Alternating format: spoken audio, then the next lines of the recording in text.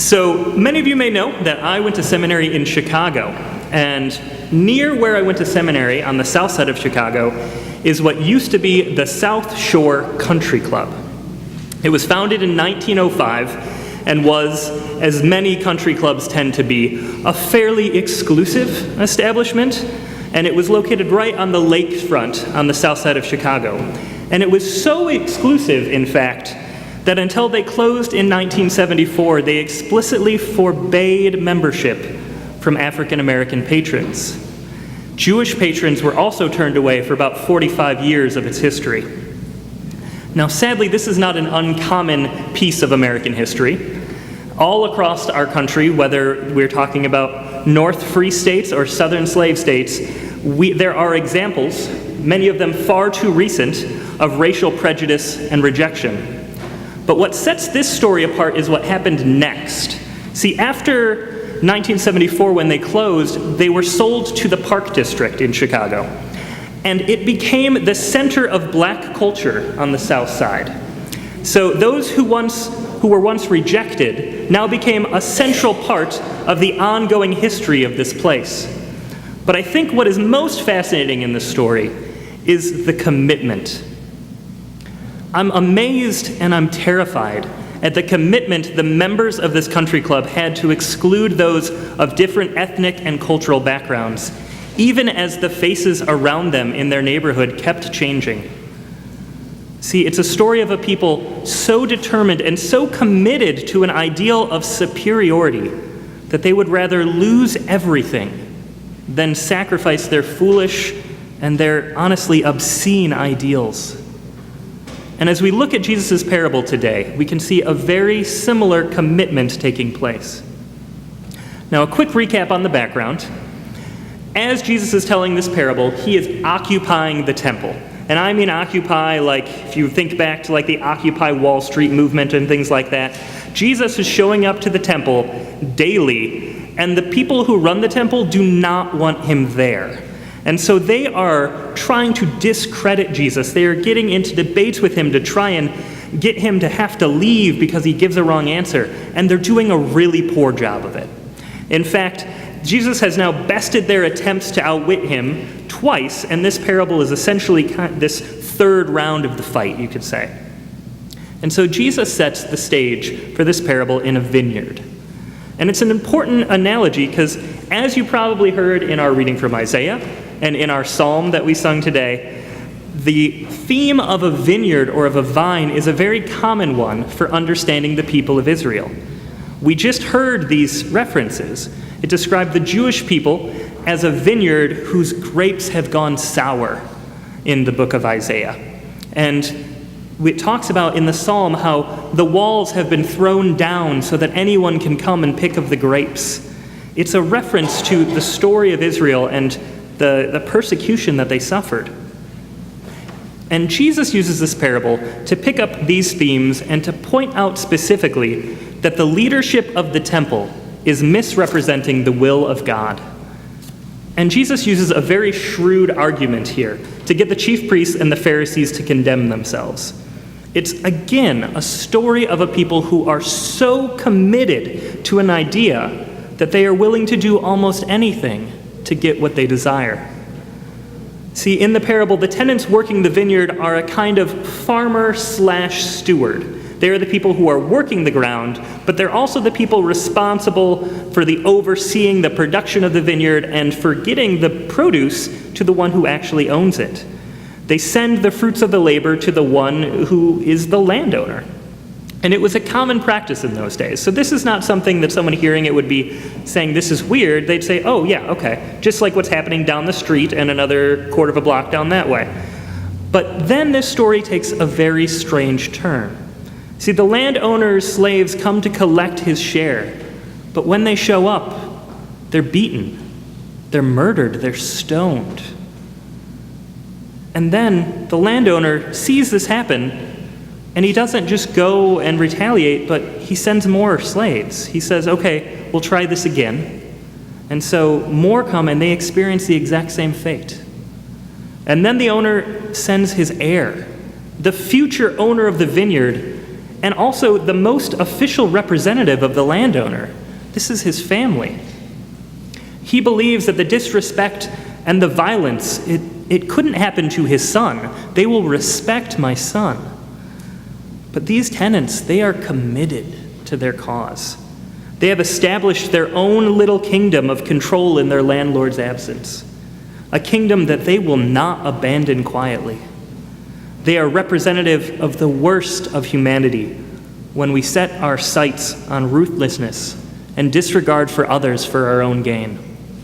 So they hatch a plan. They will not just beat this heir and send him on his way.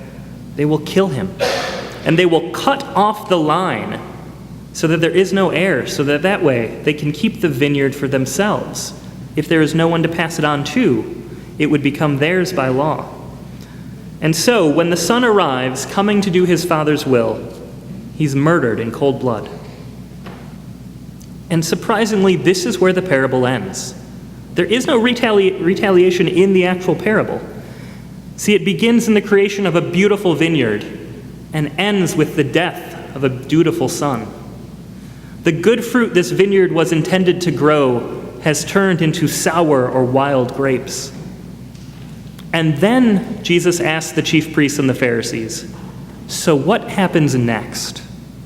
It's like an immensely grim choose-your-own-story adventure. You may remember these books when you were younger. And in a moment that is reminiscent of the story of David and the prophet Nathan, when the prophet Nathan goes to tell David a story after he has murdered Bathsheba's husband. And he says, there's this farmer, and he has this one young lamb, and he cherishes it, and he loves it, and he feeds it the food off of his table. But his neighbor, who is wealthy and owns many animals, has a guest who comes. And this guest requires food, so the rich neighbor comes and steals the lamb from his other neighbor, kills it, and serves it to his guest.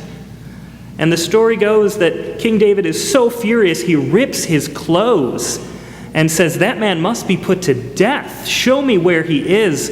And Nathan turns and looks him in the face and says, you are that man.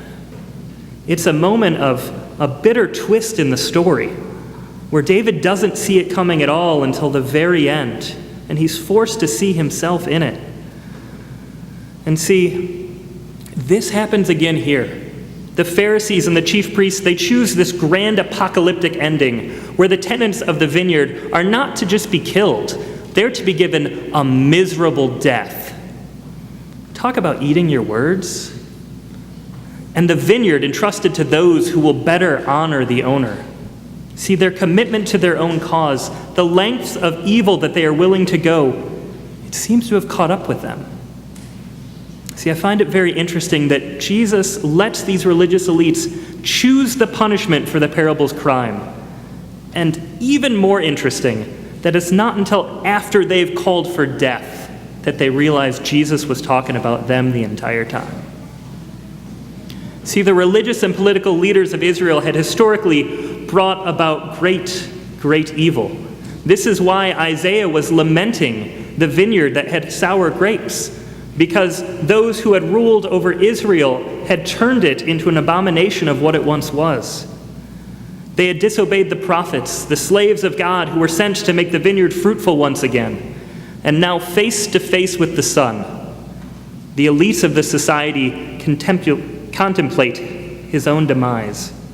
They reject him, and they look to destroy the foundation that he was laying.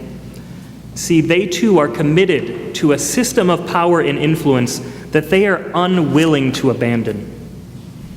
And it reminded me of a story that I'm very fond of. For those of you who don't know yet, I'm quite the geek, so get used to that part. And it shares the same sentiments of the character Boromir from J.R.R. Tolkien's Lord of the Rings. See, this is a character whose family sits on the throne of power, not as the king, but as the stewards to the throne.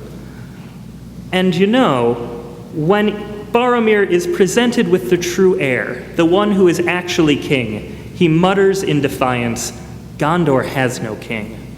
Gondor needs no king. See, literary fiction, though, isn't the only example where we see this unbending commitment to one's own power. We all know what it means to be dedicated to our own desires.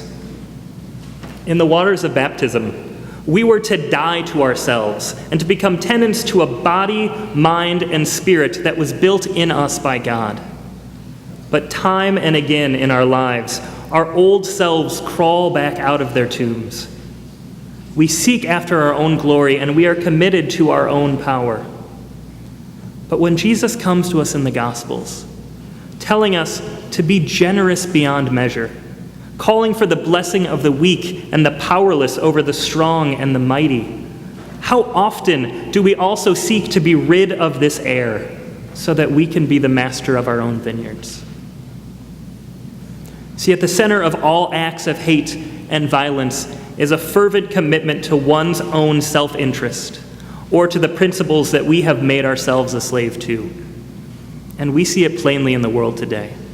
And we saw it explicitly a week ago. See, last week, a man whose motives are still unclear showed the world what a commitment to violence and destruction could look like, as he carried 10 bags of weapons up to the 32nd floor of a hotel and unleashed literal hell on the crowd gathered at the concert below, killing 58 and wounding nearly 500. They were celebrating anniversaries and birthdays. They were husbands, wives, fathers, mothers, sons, daughters, teachers, officers, businesswomen, engineers, and cashiers. They were beautiful and loved, and what was done to them was senseless and it was grotesque. And when we experience these things again and again, we cry out, God, why do you let this world, why do you let your vineyard fall into such disrepair? And then maybe we remember that we're the ones who's supposed to be taking care of it. But by God's grace, we're not the only ones committed to this vineyard, because God has come to us in the words of the prophet, and they were rejected. God has come to us in the being of Jesus Christ, and he was put to death. But instead of coming in vengeance to remove us and replace us, like the Pharisees called for, God continues to come in love to renew and to reshape us. For every ounce of commitment that we have to our own selfish ways of life and our own selfish ways of death, God's commitment to the world pours down by the gallon. There will always be those who cry out and say that such punishment, such events are just punishment for our sins. They will claim that hurricanes or murder are the result of our inadequacies and our failings before God. I want to say right here that these people are at best foolish and at worst liars. For we have a God that is committed to our outcome, who knows our shortcomings, who knows our sinful ways, but loves us all the same. And can you imagine what that can mean for our lives if we let it, if we trust it, if we hold it close? See, Paul understood this. In his letter to the Philippians, he laid out all of his accomplishments.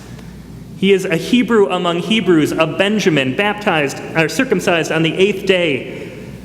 And then he declares the entirety of his life up until Christ was all a commitment to foolishness. All of the pride that he had in these things, he calls them literal garbage. Paul goes ahead and says, my life before Christ was a dumpster fire, and that's all there is to it. And then he encourages the Philippians, and he encourages us to be committed instead to Christ, not to our own understanding, not to our own gain, that we may leave behind our own selfish ways and give him ownership of the vineyard once more. Amen.